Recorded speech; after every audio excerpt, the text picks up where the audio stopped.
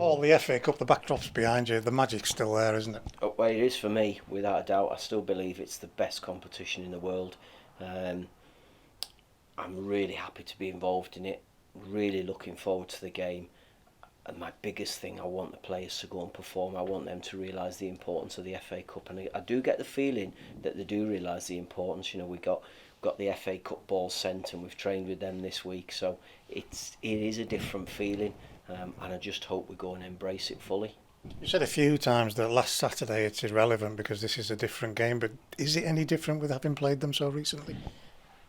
Well, you know me, I'm just blunt. I'll only be able to tell you at 5 o'clock on Saturday evening whether it's different.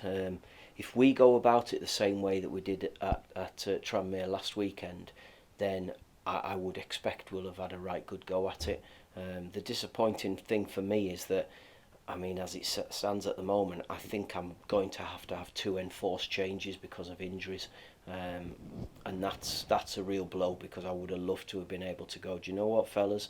Go again, go and do it again, and I can't do that. So that's a blow. But it's about us performing. It's about us doing the things that we did well last week, and it's no rocket science. It was doing the simple things well and doing the basics well, and that's what we have to do again. Mickey was typical of what he does post match. He was very honest. He was outplayed, outfought, all the rest of it. That he said they'll be wounded from that. Yeah, they will, but then they had a good, strong performance on Tuesday night against Stockport County, where they got themselves, a point out of the game, a tough game, because we know what Stockport are like now, so that was a good point for them. We know they're going to come and they're going to want to put right what happened Saturday. It won't get them their 3 points back. What it will do is give them a chance to be in the FA Cup, but we want to make sure that we're in it. I think it's a big thing to be involved in the Cup because of the finances that go with it.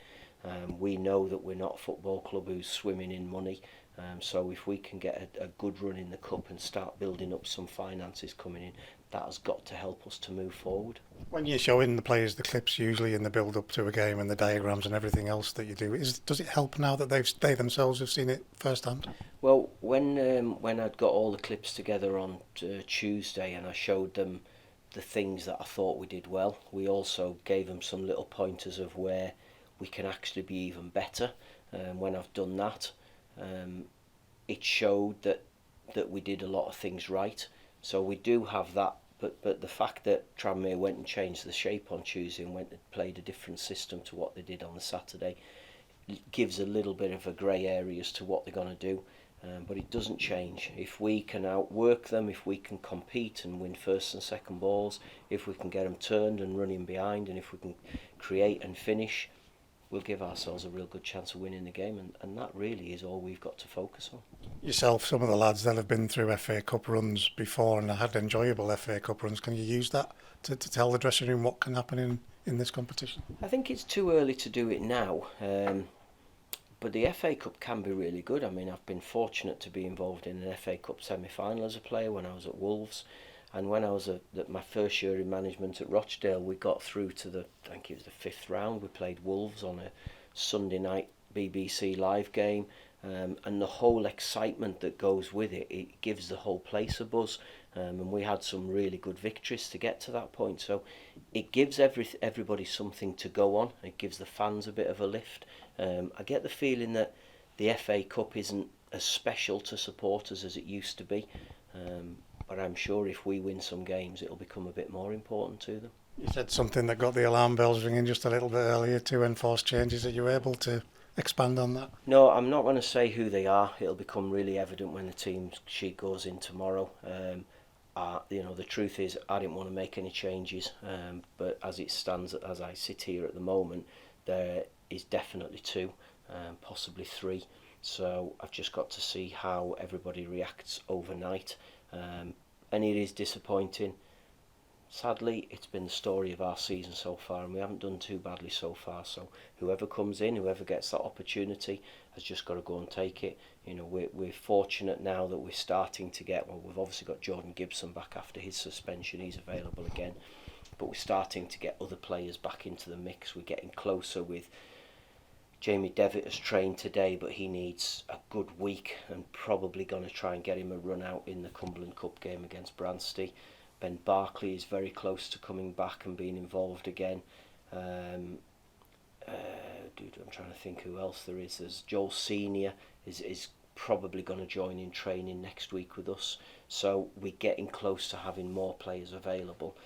Just for this game, though, we've got a few missing again, and we've just got to take it on the chin and deal with it. You do as well. I mean, there was that one interview where you could tell you were frustrated with it, but actually very quickly you're thinking, let's get on with it. Whoever's in, let's come and do it. Yeah, well, that's the nature of it, isn't it? You know, it's my job as the coach is even if I've got frustrations, I've got to come and paint a smile on. I've got to come and front it up and deal with it. And there's no point me being negative and pessimistic, because that's a bit of a downer for somebody who's getting a chance. I can assure everybody who's interested in Carlisle United that whoever's selected to play against Tranmere in the FA Cup will be up for it. They'll be ready for it, and we've just got to go and give them the plan and hope that they go and execute the plan. I missed some here, but there was Toby Shaw-Silver, Jack Ellis, there was... Blimey, I am missing some. There's lads you have stepped on because you've asked them to step up, and they do, and they do the job for you. Oh, every single one of them have, no doubt about it. You know, and it's what a squad's about. It's what you prepare for. As a footballer, you want to play games of football. You know, so if you are in the 12 to 24 and not in that first 11, you're doing things every day to make sure that when you do then get thrown into that 1 to 11, you're ready for it. And so far, you know, I'm going to go back to it, barring the Barrow game where we weren't very good as a whole group. That's me included as well. I think it's fair to say that most games we've gone and performed, and we've done what we needed to do. We've done the business, and that's reflected in the league table. That shows, because that's where we are. Now we take the league hat off, and it's an FA Cup hat, and I want to make sure that I've got an FA Cup hat on for the second round as well. You're still challenging them on consistency. Yeah, that's what this week's about. We achieved a level last week at Tranmere, and whoever is selected to start, they've got to go and maintain that level, because that's the biggest challenge for us between now and not just till the end of December, but till the end of May, when the season finishes, or hopefully end of May. We have to maintain a standard to keep ourselves up in the top places. I don't like making you reveal your hand, but we saw Callum go off. Is there anything you can say on Callum? Is that one that we're waiting to see on? I'm waiting to see on him. He's trained towards the end of the week, not fully, so we're just going to have to wait and see.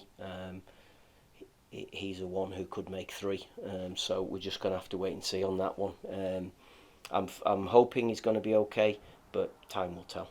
Fans, they've been superb, haven't they? And again, if they can help us this weekend, it does make a difference. Of course it does. The fans have been magnificent, home and away. I mean, that noise that they made last weekend at a stadium who normally make a lot of noise with their home fans, we silenced them. The players did it with a performance, the supporters did it with their enthusiasm, and we need it again. We will need it this weekend. We'll need it on Tuesday. And I just ask that they come and they support the team. Don't get involved in anything else, just support the team and stick with us. And on that, you know, we've had to make that horrible decision, which I know you've been watching it and seeing how it goes on that area behind the dugouts. It's a difficult thing for the club to do. It is, yeah. It's not pleasant. And I know that the club have been racking the brains over the last few weeks since the Orient game as to what's the best way to resolve it. We are being investigated by the FA over it, that and another incident, which isn't pleasant, because it tarnishes the club's reputation, and more importantly, it tarnishes the majority, and it is the majority, who are absolutely superb. And there's been lots of discussions going on. I'll be honest, I haven't been involved in these discussions, but all of the fans groups have been involved in it as well. Everybody who was involved in the discussions understood the measures that had to be taken, and we know that we're going to upset some people, but it's the right thing to do, because it has gone too far. I don't even know to what scale and how many people it is, but he went too far. It's gone too far at other grounds. I've been on the receiving end of some vile abuse. Horrible stuff. I can take it. People can say what they like about me. I'm at a football game. I'm stood in a technical area. That's normal. Not saying it's right, but it's normal. It goes to a level where people are starting to make sexual comments about wives, about daughters, about mums. It's not acceptable. It wouldn't be acceptable in any other walk of life. I don't care what walk of life you work in, it would not be acceptable. We are living in a country that's got better standards than that, in my opinion, and it shouldn't happen. So unfortunately the club have had to make a call. They've had to do something. Let's see what happens, and let's be honest with you. Yes, somebody might have stood in that spot behind the away or the home dugout for the last 10, 20, 30 years. All we're asking is you to move maybe 10, 15 yards to the left or the right. You're still going to see the same game. There's still no obstruction, and if it just stops any abuse and things going too far, then that has got to be good for our football club. Let's be honest, Paul, we don't want to be sitting here. I don't want to ask you this question here. You don't want to be answering these questions. It's something we don't want to have to deal with. It's just us asking the fans to think about what they're doing, because the club gets hurt, the fans get hurt as a result of it all. Yeah, well, I'm going to go down to real brass tacks here than the basics. I'm talking all the time. I've said this many a time, and this isn't me complaining. This is where we are. We are not awash with money at this football club. So every time that we have money available, I've been assured it will go to strengthen the squad, to make us a better football club, which ultimately will give us better crowds, will give us better revenue, will keep us building and building. If we get punished by the FA, that's coming out of our playing budget. It's as simple as that. Let's not beat about the bush. You know, there isn't a reserve of cash somewhere to pay the FA for any misdemeanours and stuff like that. That comes out of our pot. That pot will affect me and what we can do with this football club. So, you know, if you see somebody doing something stupid, have a word, sort it out, speak to them, you know, or advise a steward that this is going on, and this is what we've got to do. Let's police it ourselves. I say to the players, look after each other, police the game yourselves. Let's get our supporters doing it as well, because we are talking, you know, I don't even know what our average crowd is. It's over 5,000 this season in our home games. We're talking about a handful. It's not even, it's a fraction of a percent of people who are affecting it for everybody else and giving our football club a bad name. So let's police it ourselves. Let's deal with it and see if we can nip it in the bud. And hopefully this action, although there's a negative feel about it at the moment, let's hope it has a positive end result for us.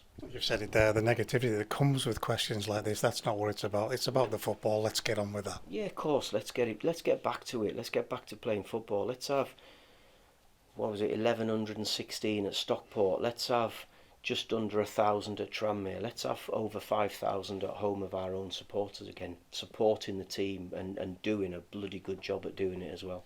And let's keep it going. Thanks, Paul.